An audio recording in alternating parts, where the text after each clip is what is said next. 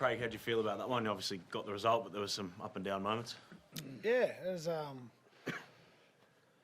wild in the box, but it's no, I thought it was a cracking game for the neutrals to watch.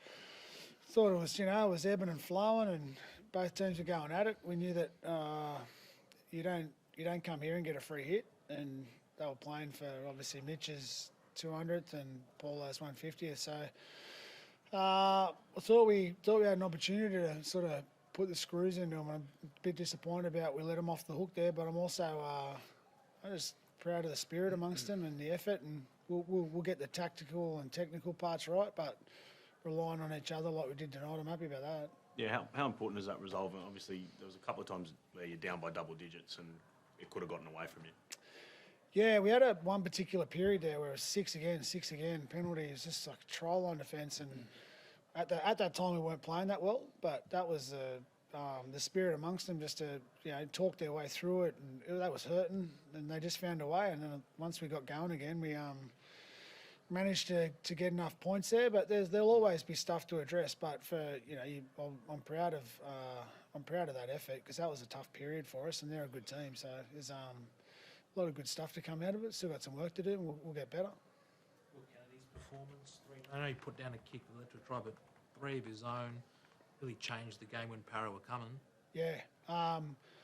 Will, I don't think Will gets the credit he deserves for what he provides our team. The players love him. Players love playing alongside him, and his positional play is actually really high level, eh? And he, unfortunately, he dropped that kick, but he's still a special night for Will, the way he played tonight, and we love having him. Has anything changed in the past 24 hours? Do we have any update on Nico for next week? No, he's it keeps happening. I just keep explaining the same thing. He doesn't have a significant injury, but he has to get a training volume in that makes it safe for him to play a game. If he gets through that training volume, what will happen is he'll be safe to then play. If we don't train him well enough and he goes and plays, he's a huge risk to re-injure. So we've got to get that right. And it literally is like, does he get through this session and then can he have a day off, get to the next one? And that's what we're sort of progressing through. So it's really hard to tell. And it's frustrating for me as much as you guys. I just don't know. Yeah. I guess when you've got the guy who's coming in for him, he didn't do a too bad job tonight, Braden. He was pretty good, wouldn't you say?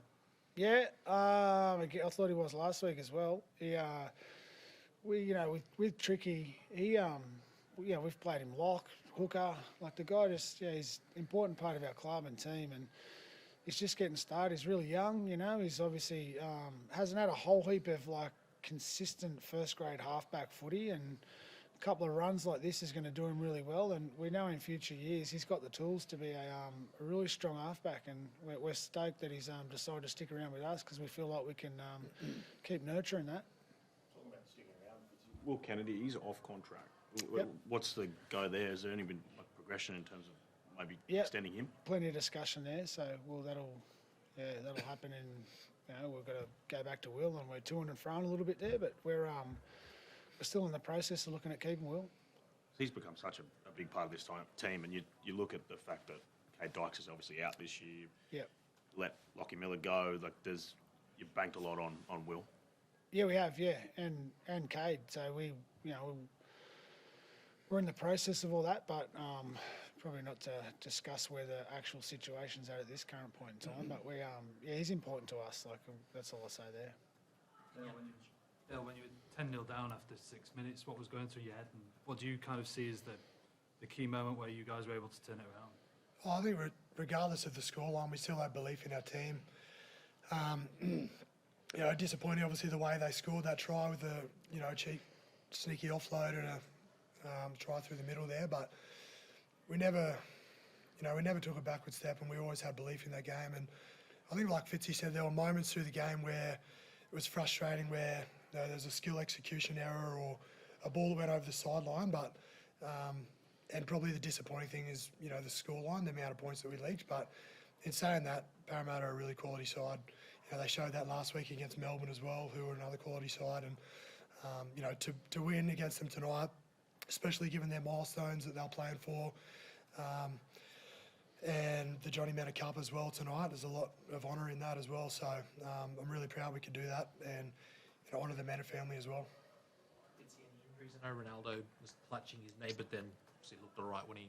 Yeah, broke off finished the inside. game, so I'd probably suggest it's not too bad. I think he sort of squashed it up a little bit there, so see how that recovers overnight. I don't think it's too bad at this stage. Jesse's got a bit of a bang on his shoulder. Other than that, I think we're all right, actually. Old mate's got a bit of claret, but it's normal. Yeah, no, I think we're pretty good. Thanks, guys. Thank you. Thank you.